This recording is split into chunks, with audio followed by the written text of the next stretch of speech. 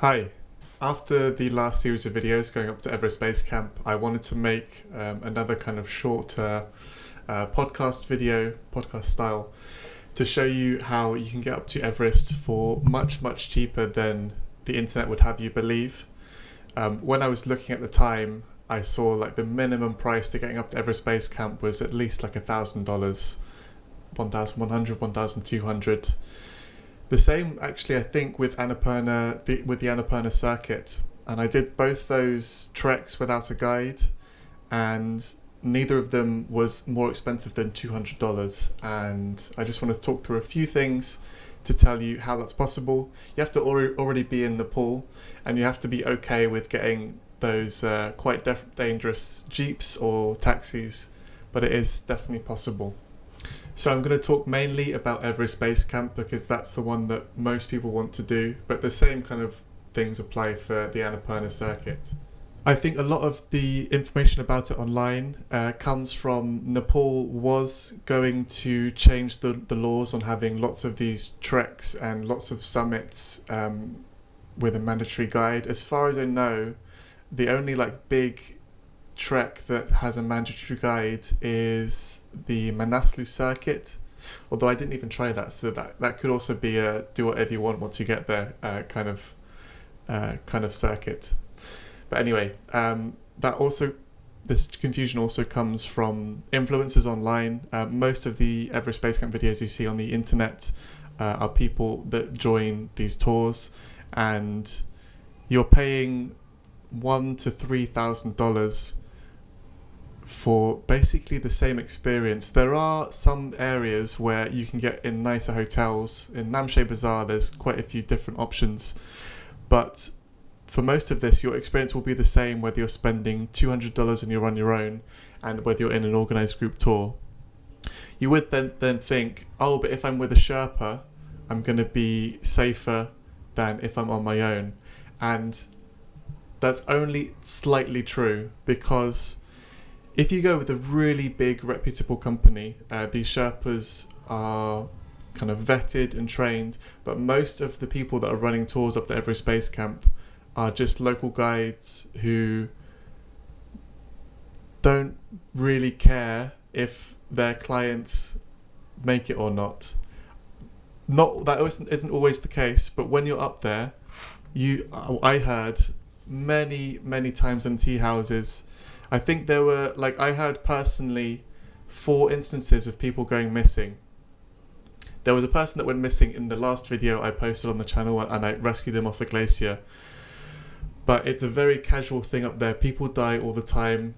You'll hear casually in a tea house, I lost 2 Chinese girls a couple of days ago.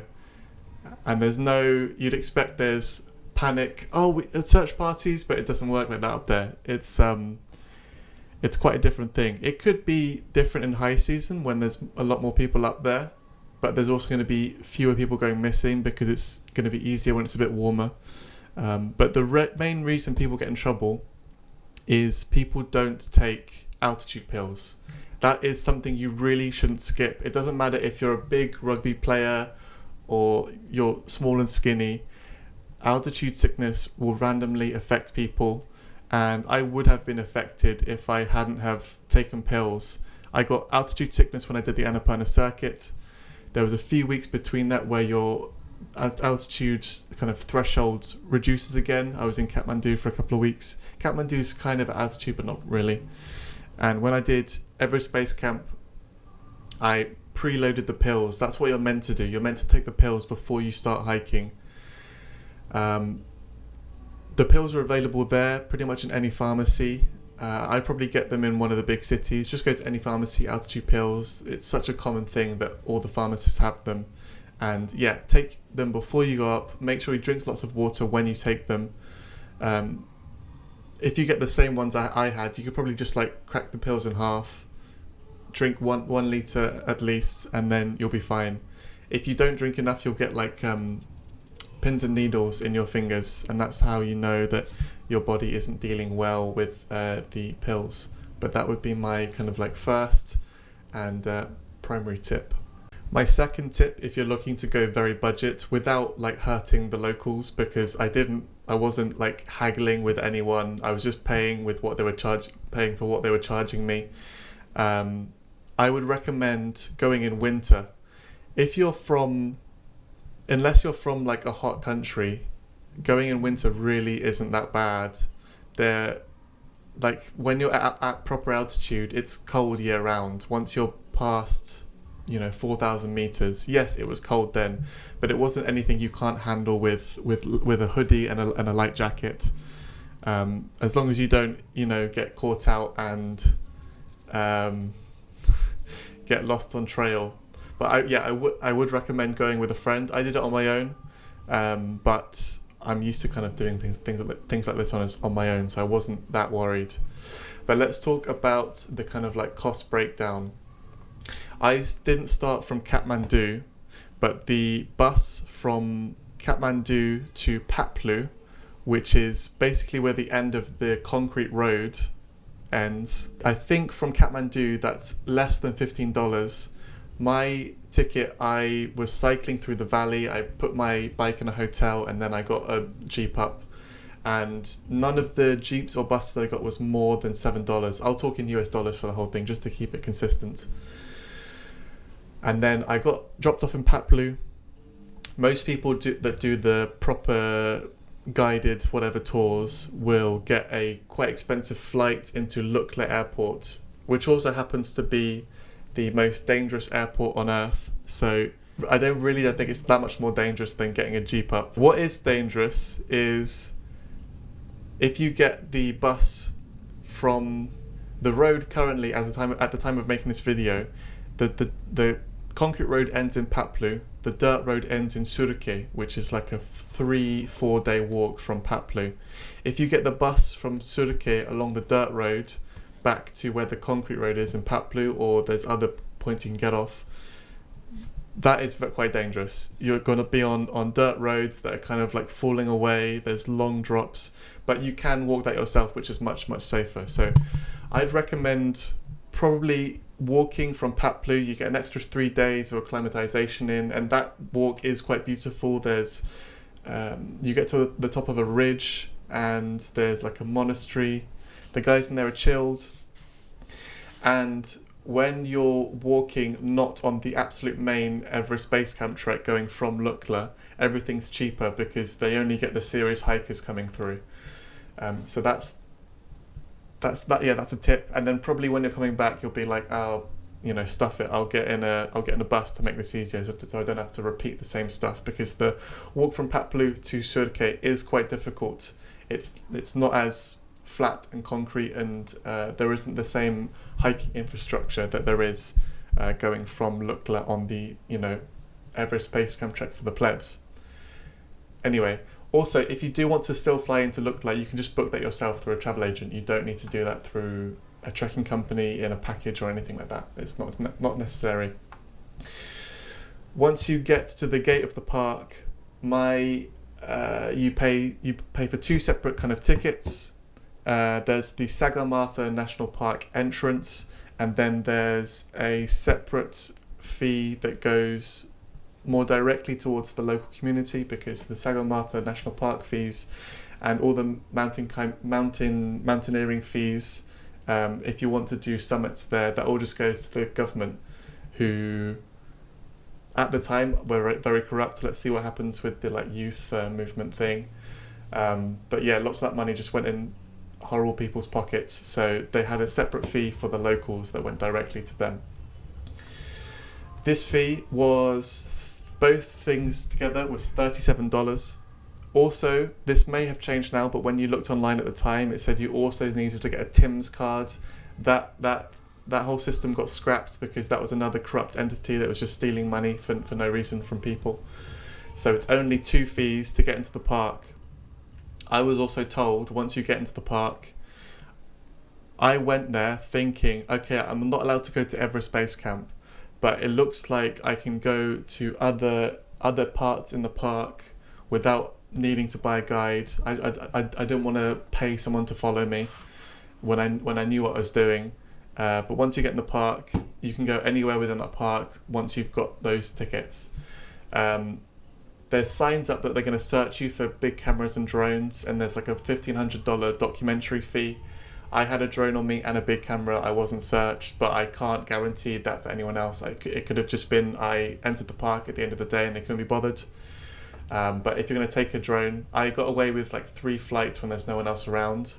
If you're there in winter, there's going to be days where you don't see anyone, and unless it's the morning or the evening. But in every village or settlement, there will be one place open to stay, even in the dead of winter. This is going to be a bit all over the place as I'm remembering things. The reason I would recommend going in winter is it's cheaper. Guest house prices lower, and so many of the people running guest houses were telling me, "Oh, you're lucky. It's a good thing to come in winter because in high season sometimes people have to either walk to the next village where everyone is full." Most of these villages have between like 10 to 40 houses. Namche Bazaar is like a very small city, well, large town. But when it's winter, in the places that are open, you basically get free reign of the whole place. You get the largest bedroom, and it's a more like intimate kind of setting. You're closer with the people that run these places.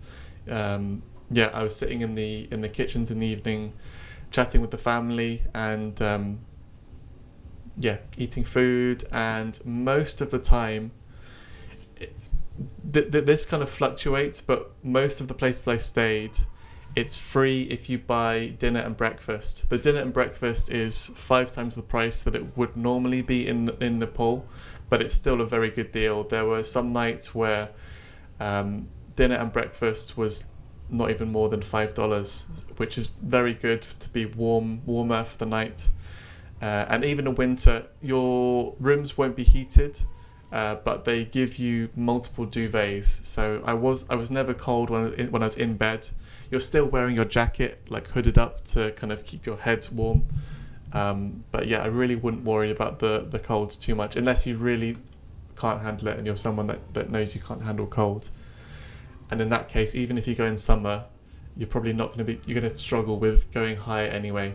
When it comes to the food, the kind of staple for Nepal is dal bhat, which is basically a vegan curry.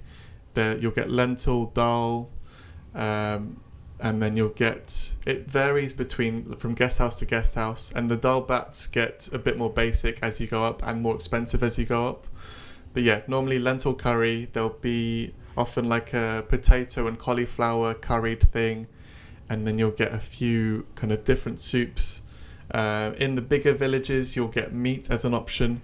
In Namche Bazaar, you can get most kinds of food. There's like a stone-baked Italian pizzeria. There's a couple of pubs there. In Namche is going to be the place you'd probably want to take a day off to acclimatise, to get your last supplies. You can get gas canisters there. You can get all the things you'll need, like pharmacy things and food, but it is more expensive. So anything that's light enough, I would get in Kathmandu and bring up with you, and pack as much as you can.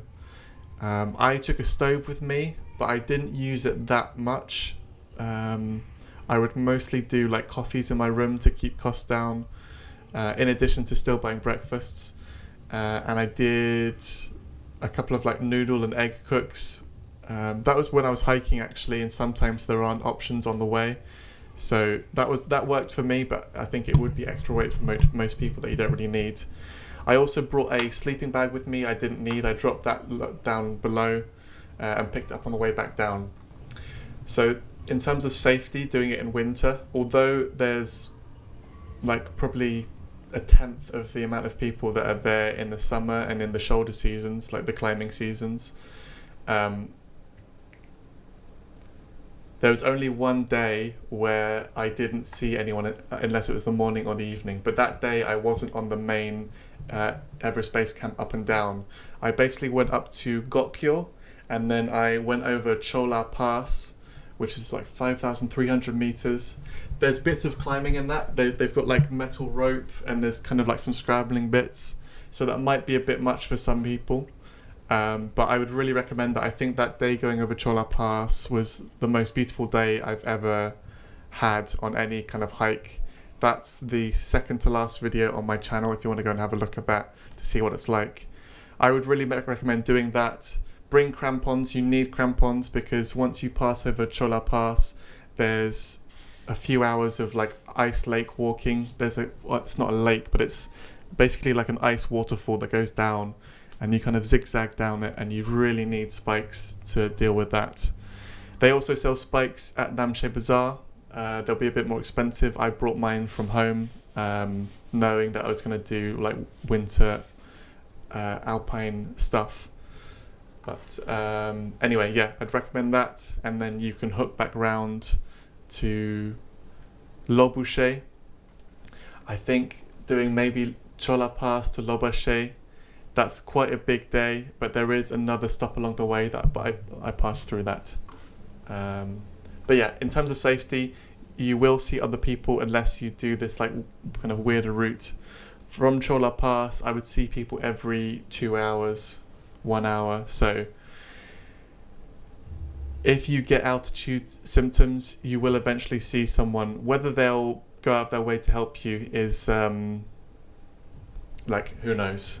But as long as you take your pills, and if you get headaches, if you find yourself feeling confused, do not go higher until those symptoms have gone.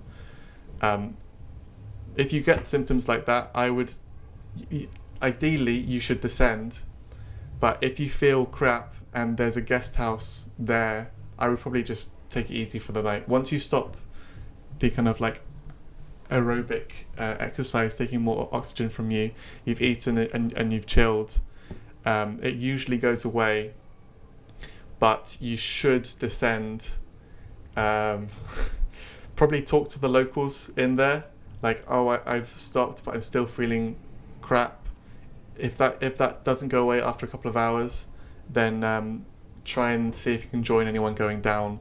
But more often than not, just staying at that level and resting and eating and drinking, you'll be okay, unless you're at 5,500 meters. Things can get a bit hairy up there at Everest Base Camp altitude, as is visible in my last video where I got that guy off the glacier who had been ditched from his tour group. That also goes back to me saying that a lot of the people running these organised tours are just local guys. The Sherpas who ascend Everest, those guys are really elite, proper climbers. And when you get the buses up and down, if you see a local decked out in like North Face, he's probably like a high altitude Sherpa. And on the way back down, I was on the bus with a guy who'd summited Everest like 6-7 times, K2, Manaslu. He was showing me photos on his phone of him like smoking cigarettes at the top of K2, which is really cool. Those guys are really talented, elite, and those that like they risk their lives all the time. They're professional people, and a lot of the guys who just do the kind of walking tours up and down without high altitude training, they're the guys who don't care as much. Generally, there are guys that do. It's a mixed bag. But yeah, booking onto a tour doesn't mean that your life is going to get saved. If you need to get heli evac'd, those helicopters can be called by someone in one of those tea houses if you're in a proper settlement. If it's not through the tea house you're in, there'll be another one around, or someone will know how to get you evacuated if you're really deep into being altitude sick. And as far as I remember, those helicopters cost $5,000.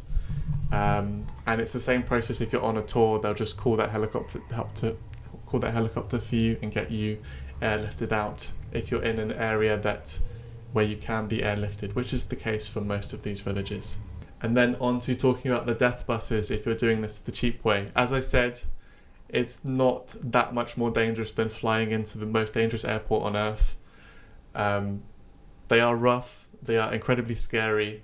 The bus up to Phaplu really isn't that dangerous feeling because it's all concrete, but as I said, after that, it's very tense in there. The locals are scared as well, but that's how the locals have to do it.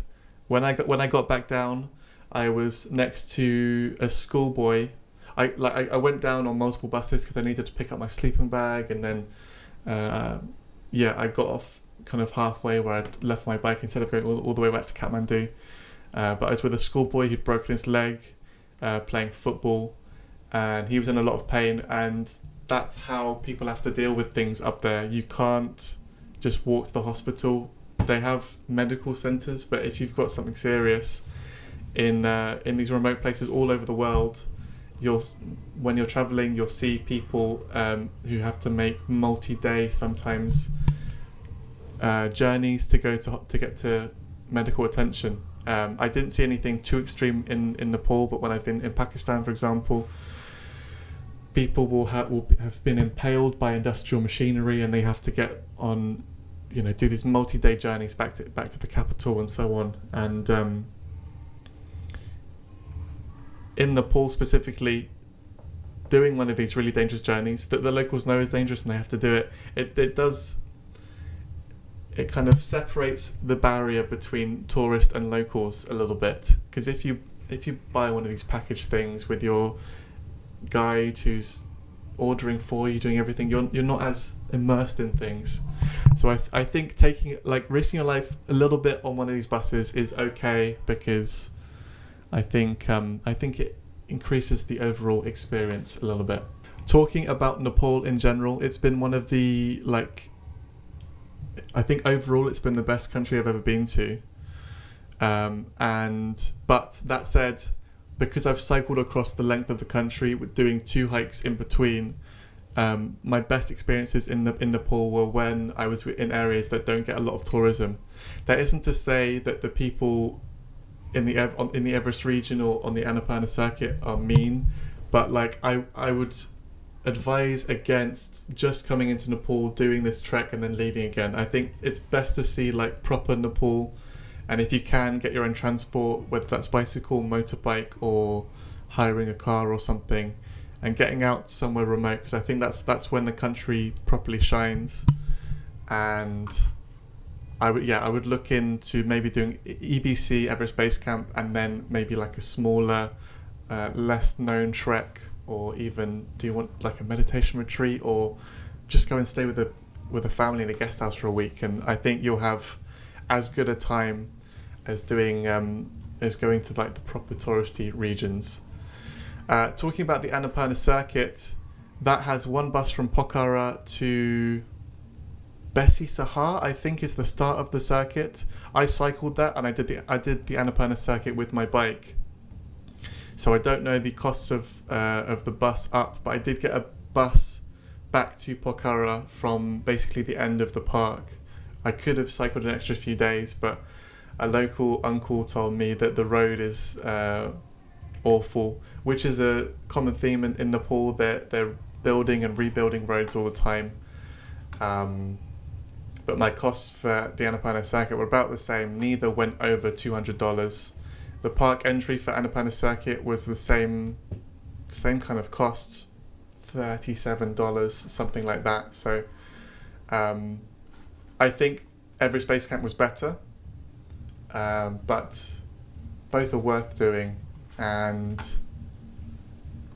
I think on the standard route, Everest Base Camp, you'll probably end up going higher.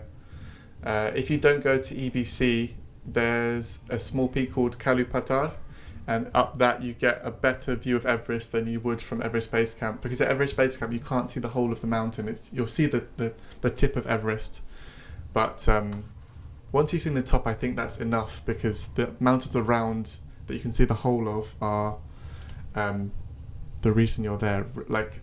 Seeing Everest, that's the highest point on Earth, but it's not a beautiful mountain. The mountains around it are the kind of really impressive kinds of peaks.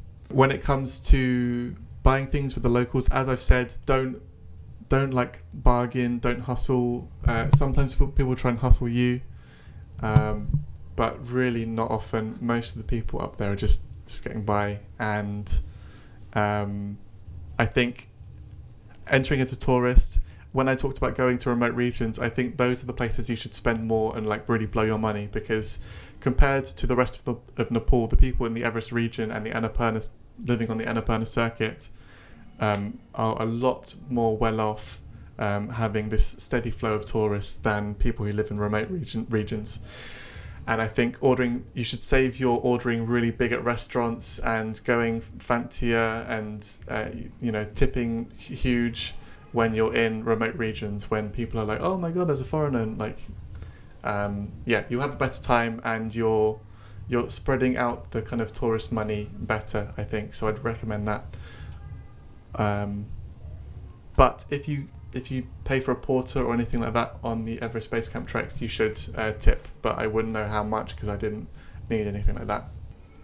So to close, if you want comfort, like, you can pay for comfort. If you just want Everest, a good pair of boots and a willingness to slightly risk your life on one of these buses, you can do the whole thing for under $200, and I probably even could have scraped off another 40, because I was buying like inflated chocolates. I bought a couple of beers at the high altitude pub, which I didn't need, but I wouldn't let online warnings and stuff like that scare you away, because it really is quite doable, as long as you're in fairly good physical shape, and even if you aren't, you can just pace yourself and do it a bit slower. But to sum up, I would really recommend it, and it's I saw more natural beauty in Nepal than I've ever seen anywhere else on earth. So if that's not reason enough to go, then the Dirtbag's really good, although it will get boring after a while.